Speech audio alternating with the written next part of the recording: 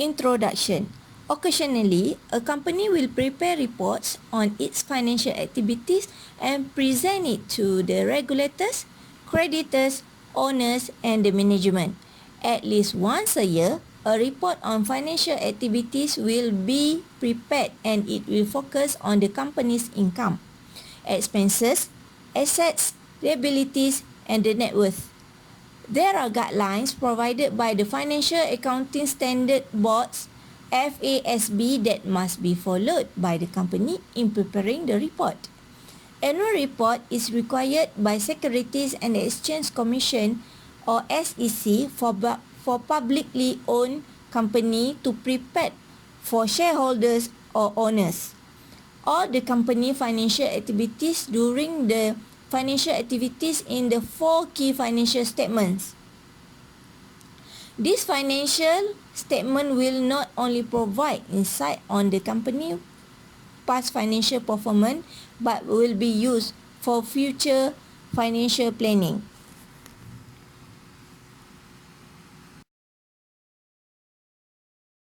Financial ratios analysis. Financial ratio analysis is the most common form of financial analysis. It is the calculation and comparison of ratios which are derived from the company's financial statement.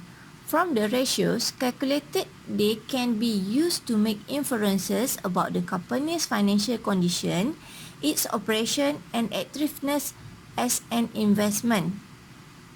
Financial statement will only reflect the expenses, income, profit, and the financial position of the company. It will be more meaningful if we know the performance of the company in general, and this can be done by calculating the financial ratios of the company and then analyze them. Types of financial ratios.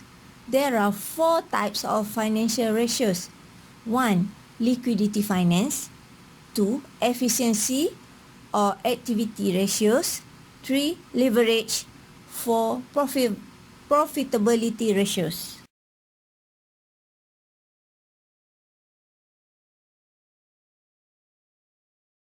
Liquidity finance. Current ratio equal to current assets divide to current liabilities. Okay, current ratio is used to measure the ability of the firm to meet the current obligations. Current ratio greater than 1 indicates that the firm is able to meet its current obligation or short-term liabilities when they fall due. Normally,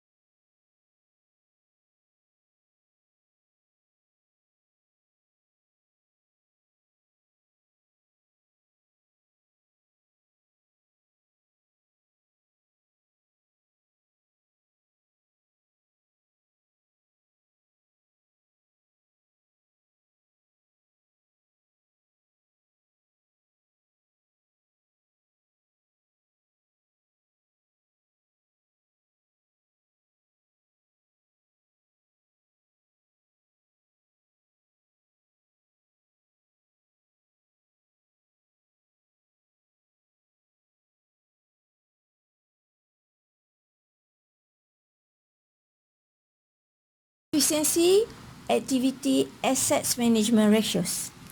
Okay, these ratios are used to measure how effective a firm is using its resources or assets.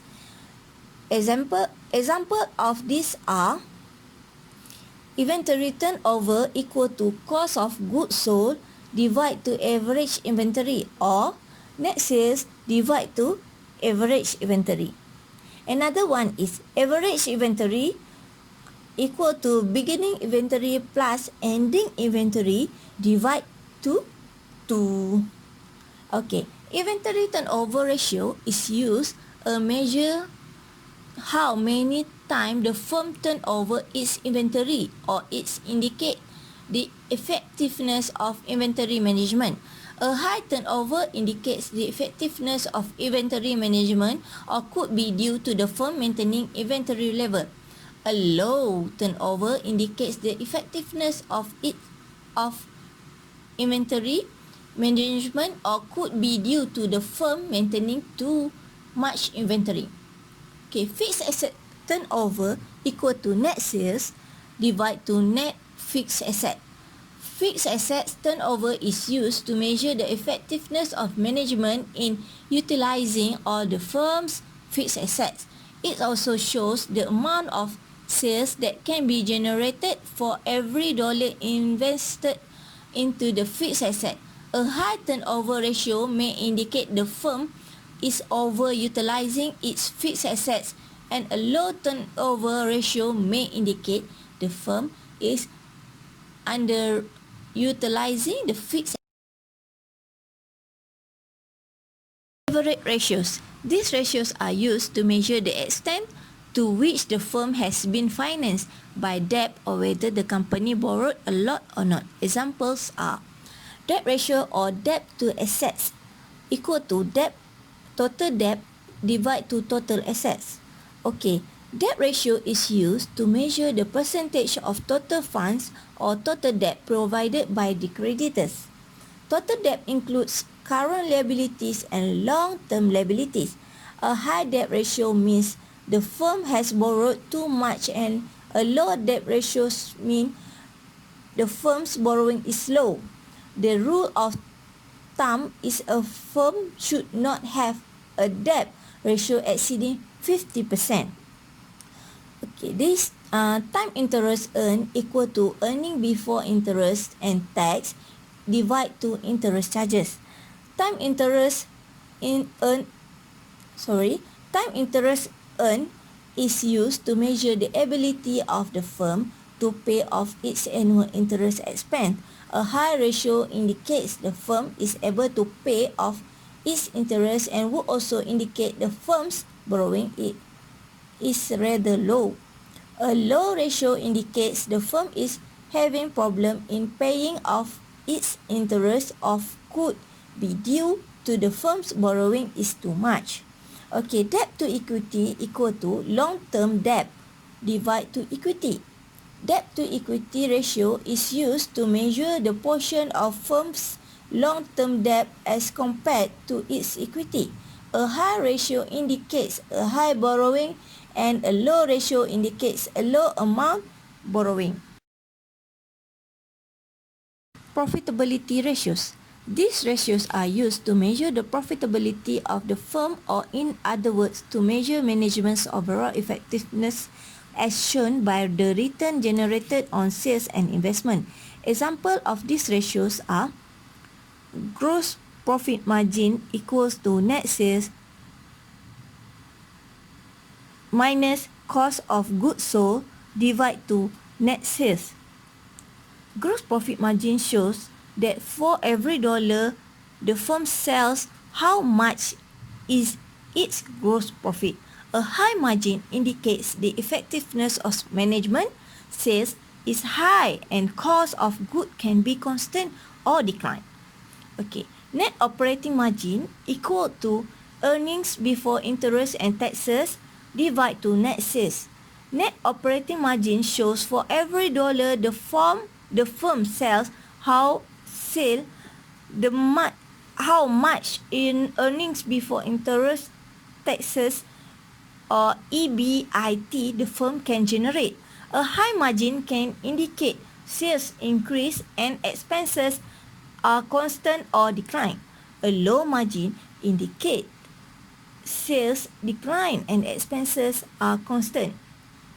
Okay, net profit margin on the other hand equal to earning after tax divide to net sales. Net profit margin measure the ability of the firm to generate net profit for every ringgit of sales. A high margin indicates high profit and a low margin indicates a low profit. Okay.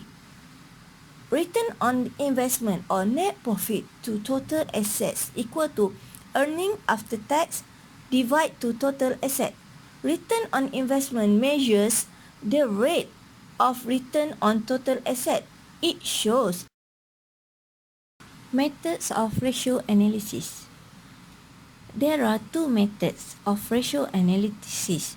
One is comparative analysis.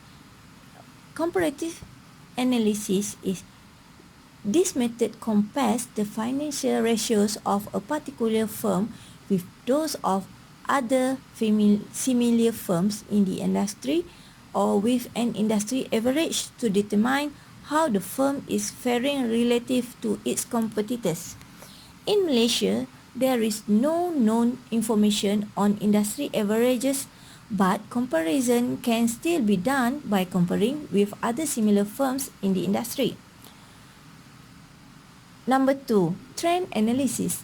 Trend analysis is a technique used in technical analysis that attempts to predict the future stock price movement based on recently observed trend data. Trend analysis is based on the idea that what has happened in the past gives traders an idea of what will happen in the future. Uses of ratio analysis. There are 3 uses of this ratio that is management of the firm. The management of the firm use this ratio to know the overall performance of the company so that the company can perform better in the future. Number 2 is creditor, including bankers and suppliers who use this ratio analysis in deciding whether to grant credit or not to the firm. And the last user of this ratio is investor or potential investors. Okay, investors and potential investors use this ratio to decide whether the investment generates a high return or not and whether the firm has the potential to grow or not in the future. Limitations of ratio analysis. There are 4 limitations of this ratio. 1. This ratio cannot be used in isolation. It is only a significance if it can be compared. Number 2. This ratio is a trend analysis present past performance and as such does not reflect the present position. Okay, number 3, sometimes it is difficult to classify industry for comparison using this ratio analysis. The last but not least limitations of this ratio is the industry averages are just average. Comparison should actually be done with both average. Okay, here are my answer for question number 1. Question number 1 is asking about Stay Safe Company, which is located in Klang Valley and sells pharmaceutical products for domestic consumption. Okay, below are the balance sheets and income statements for the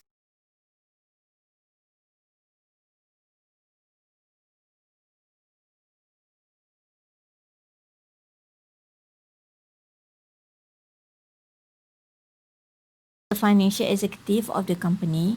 I am required to assist my financial director to make a report and present the financial performance of the company in the next meeting by using trend analysis incorporating the following ratios of Stay Safe Company for 2 consecutive years. The following ratios are Current 1. Current ratio. 2. Acid test ratio. 3. Net working capital. 4. Inventory turnover. 5. Average collection period. 6. Fixed asset turnover. 7. Times interest earned. 8. Debt to assets. 9. Debt to equity. 10. Gross profit margin. 11. Net profit margin. And last but not least is return on investment or ROI.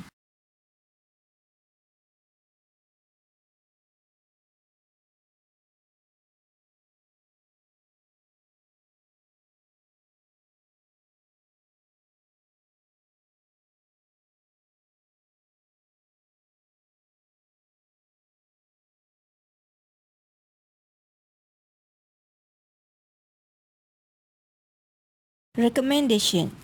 Here are my recommendation towards Stay Safe Company. Perhaps my recommendation will make the company success and generate more income in coming years. My first recommendation is under liquidity ratio. The company should monitor the account and pay all the liabilities on time. Delaying will only cause harm rather than profit. Manage drawing. The honest drawing will affect the company's balance sheet by decreasing the asset that is withdrawn and the decrease in honest equity. The honest drawings of cash will also affect the financing activities section of the statement of cash flows. And the last one is liquid the unproductive or unused asset. This action may generate cash back to the company. Having cash is better than having asset for a company. My second recommendation is on leverage ratio. The company should increase the revenue by raising the price, increase the sale, and reduce the cost. Extra income generate can be used to pay other liability. Number 3, efficiency ratio. The company should practice good order management and manage stock wisely. Thus, it will avoid from frozen stock. Lastly, will drive to short in cash. My last but not least recommendation is profitability ratio. This ratio will boost sales, reduce operating costs, and increase of limitation purchase for the wholesaler company.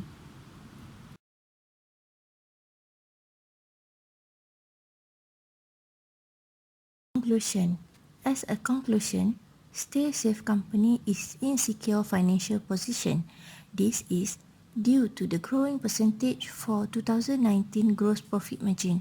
However, this company should be flexible, keeping in view the possibilities for variation in the plans and assumptions should be based on reliable information. Only those organizations which continuously interpret and charge circumstances correctly and plan well in advance for them then hope to achieve continued success and growth well. In other words, companies' financial goals and profit that a company must be oriented by mission and objectives must be driven by finances.